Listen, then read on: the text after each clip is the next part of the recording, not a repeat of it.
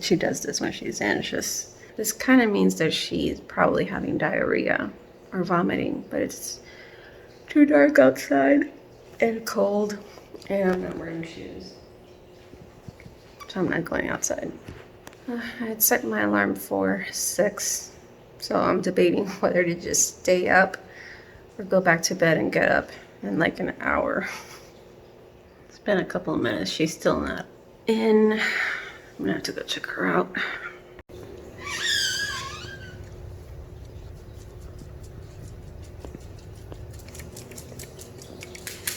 This one thinks I'm playing. But yeah, I checked her booty. She had diarrhea. I'm not gonna clean it now because I just want to go to bed. Now they're both awake. Acuéstate.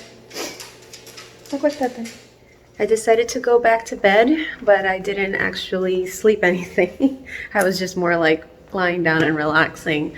But now that that's all over, good morning. Welcome back to my vlog. Remember to check out the playlist in the description box below. I'm just checking out to see if there's any vomit or diarrhea around the floor because I saw something weird. Now we're good. I haven't finished getting ready, but when you start your day backwards, everything else kind of goes backwards too. Since I've been up for about 2 hours, I really want to get something in my stomach. Also going to take care of the doggies. The fish tank isn't even on yet. The fishies are still sleeping, so I have to take care of that for a while. And please don't mind the mess in the background. This is all the aftermath from the fish tank ordeal and my doggies being sick yesterday and me trying to do the vlog and get ready for my appointment today.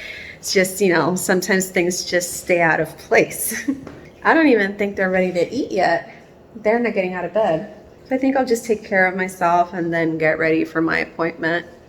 Let me show you real quick because I'm running out of time. I just finished the vlog and it's uploading to YouTube. I tidied up around the house, obviously Swiffered, put the dirty dishes in the dishwasher, wiped down all the countertops and whatnot, changing the towels in the kitchen, try to do that weekly. Gotta put some more water in the dogs' bowls. They went outside, they're doing fine. The little one did not eat, but she also didn't eat breakfast yesterday. She did have her dinner though. Right now, I'm gonna take advantage of the time I have left to record a promo for my home business while I get ready, and then I'm out the door, gotta get going. I've never been to this place, so I try to give myself a little more extra time before getting lost. It feels so nice to get out of the house, even if it's for a doctor's appointment. That was my life before coronavirus. I would go to appointments, do groceries, take my husband to work, pick him up, things like that. And just taking away the few outings I had, it's been driving me up the wall. That's so funny. I'm looking at 2 moms with strollers on opposite sides of the road, and up coming this way was another mom with 2 kids walking, one on her chest and walking the dog too. I think moms are really trying to get their kids out of the house. That's what it looks like to me, because usually I see a lot of soldiers and other grown-ups jogging or something. There's another mom with a stroller. What's that, 4 now? Oh my gosh, the commissary is empty. It's like less than a quarter of the parking lot is full, and there isn't a line going around the building like at the very beginning of this whole mess.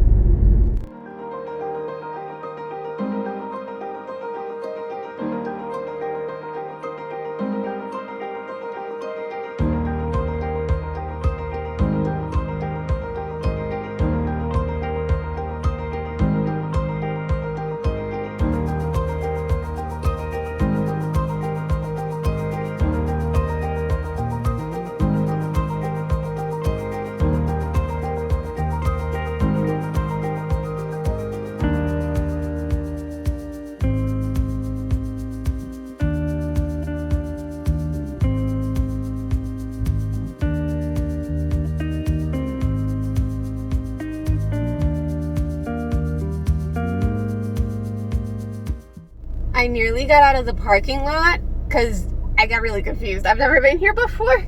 So let's get ready. I got my water bottle. I got the shampoos I'm currently using. Sanitizing wipes, hand sanitizer, wallet. Don't think I'm gonna need my umbrella because everything's in the same building. Got my trusty mask that I know is not an N95, but it's what I have for now. And it's been really good to me up until now. I've had it for about 3 years. It's so good, it smells like laundry. The tricky part about wearing glasses with this mask is that my lenses fog up as I talk or breathe. So I try to pinch my mask down with my glasses, and that way the hot air doesn't go up in the lens. When it does though, it gets very annoying. I'll just take my glasses off. But for the time being, if I can wear them, I'll put them on. The person who was parking when I got here just got out of her car and she's wearing a mask.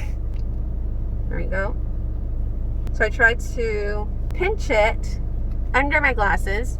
See, that way they don't fog up. All right, let's see if I'm in the right place now.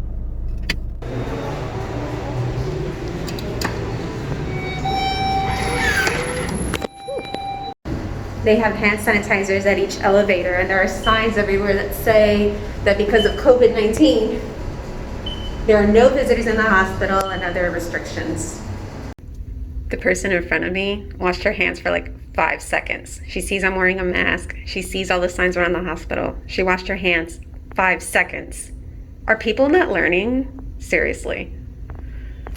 Just had my initial evaluation, and it's as I suspected. My other doctors didn't seem concerned, but she even took pictures of my scalp and had me sign a consent in case they need to send it somewhere else. I knew that this wasn't normal, and she even told me, no, it's normal in men. This is not normal. Hopefully there will be good news. Let's turn on the light here. Better. I already used my hand sanitizer. All good. Seriously, it gets so moist in there. Before I take off, let's talk about the appointment. First of all, in case you skip, I want to make this very clear and emphasize it. I always say it, you have to advocate for yourself. I had seen a rheumatologist, a gastroenterologist, a gynecologist, 3 specialists who said they were not concerned about my hair loss. It was probably hormonal, it was probably my age, it was probably stress, probably nobody tested anything. My primary, thank God, is such a wonderful woman. She listens to me. She's listened to me from the very first day. I told her I have a symptom I haven't experienced before and I don't know what it is. I don't know if it's anything, and she tests for it. That's the kind of doctor that you need.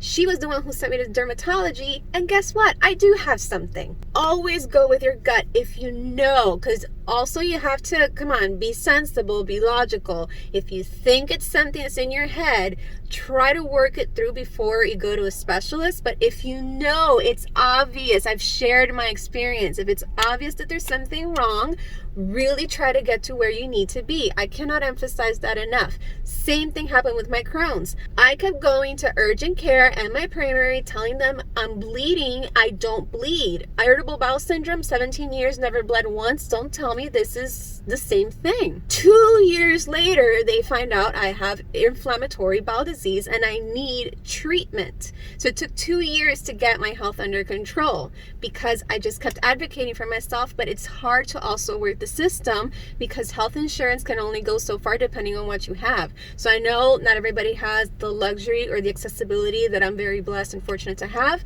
But if you do not take the first person's answer as that's what it is. Rant over, but that's very serious stuff. Let's go to the hair thing. I do not remember the term of what he said that is obvious that I have, and he actually proved it with a pull test. Basically, he puts his fingers through your hair, like just combs through your hair, and if anything comes out, that's called a pull test, and it tested positive.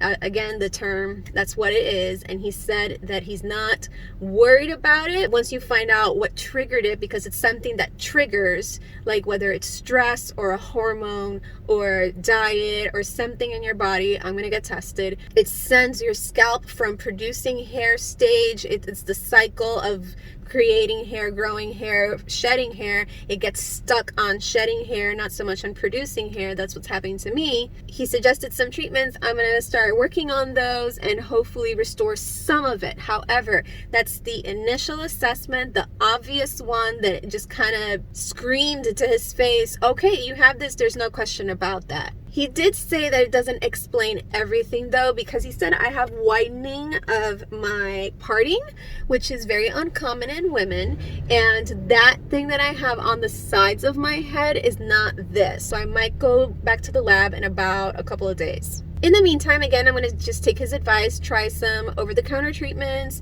something in my diet. I have to see a nutritionist, because even though my diet hasn't changed in however many years, and I do have or maintain a healthy weight, there could be some deficiency in my diet that could have also triggered this. He's just trying to cover every single possibility in case it's one, we missed it, and whatever, just cover all the bases. That's something I really loved about this doctor. Emotionally, I thought I was going to be a little more distraught because I was prepared for both things. I came in here thinking he's either going to be the same as my other specialists and say there's nothing wrong with you, or this is nothing, or this isn't as severe as this other person, and just completely dismiss it, or he was going to tell me I have something else, and I was going to break down thinking, oh my gosh, there's something else wrong with me. I was prepared for both things, but I think the reason I'm not emotional in a sad and depressed way or like deeply affected is because he did give me hope. He did make his point that he is completely hopeful that I'm going to get my hair back. So I think that's something that's really just keeping my spirits up, and I'm not breaking down or anything. Now let's talk coronavirus. There were not a lot of people there. There was one other patient when I came out of my appointment, and that was it. I was alone in the waiting room before my appointment. Everybody in there, the entire staff, they're wearing a shield and a mask over the shield. Every single hospital worker I saw walking around the building is wearing a mask. Right now, I'm just looking at a parking garage employee in one of those little golf carts. She's wearing a mask. You saw there was hand sanitizer by the elevator. The hospital is not accepting visitors. Poor patients. I do not envy them. I would not want to be in their shoes. The few times I've been hospitalized, the thing that kept me going, like feeling happy, was having people come see me. So I don't even know how to express how horrible I feel for these people. Only a certain amount of people is allowed per elevator at a time. The restroom had signs for coronavirus too. That's why I was so upset with the lady who was in front of me, who just did like a done kind of deal. I'm gonna head straight home. I did contemplate getting yogurt and fruits and other things, but I've already been in a hospital, so I've been super exposed. I want to go home and burn my clothes, but what I'm gonna do is I'm gonna just take my clothes off as soon as I go inside, throw them in the hamper, jump in the shower, do a quick shower, and then act like a normal human being stuck at home in quarantine during this pandemic. So the neighbor's outside. She's so sweet. My doggy's watching her. While that boils or cooks, whatever, I'm going to finish before yesterday's vlog, because it's a two-part thing. Get started on what was supposed to really post yesterday, and then probably start on today's. I'm a little behind, but this weekend was so crazy. Gosh. I can't do it. I'm tired. I uploaded my vlog, posted it on Facebook. I've kind of abandoned my Instagram. If you're following me on Instagram and you're watching, like, I'm very absent, but I do plan on recuperating my account. But I am going to take a nap. This is my nap spot. It ensures that I do not stay stuck in bed. Between the noise outside, my dog's checking up on me every time I sleep for too long, it's guaranteed that I will get up. I'll see you guys in about probably 2 hours. I don't have a lot of time because I'm still using the phone, but I had to show you, for the first time in my life ever, I'm seeing a praying mantis. Right here in my backyard, I was picking up the dog poop and changing the spinach from its place, trying to rescue some of those little pink plants from the yard and putting them in a pot. I look to the window and I say, what in the world is that? And check it out, a praying mantis. I had never seen one in real life. How cool is that?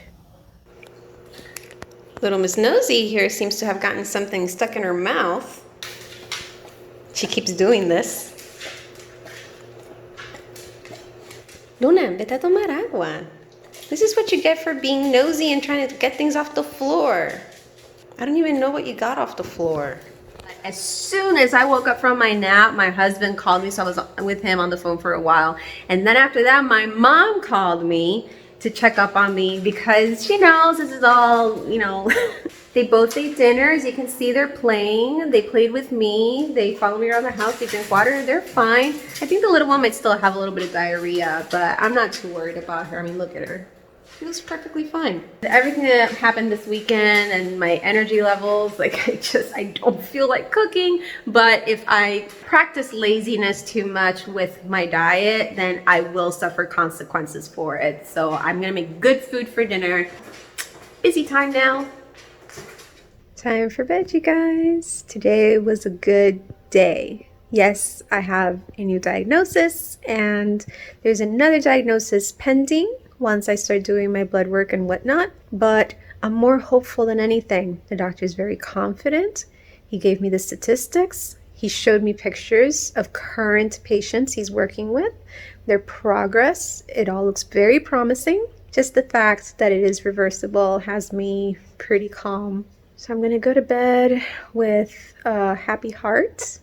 Very grateful. I'm more grateful than anything to have a fantastic primary doctor, to have a competent dermatologist, and to have the resources necessary to start treatment tomorrow if I want to.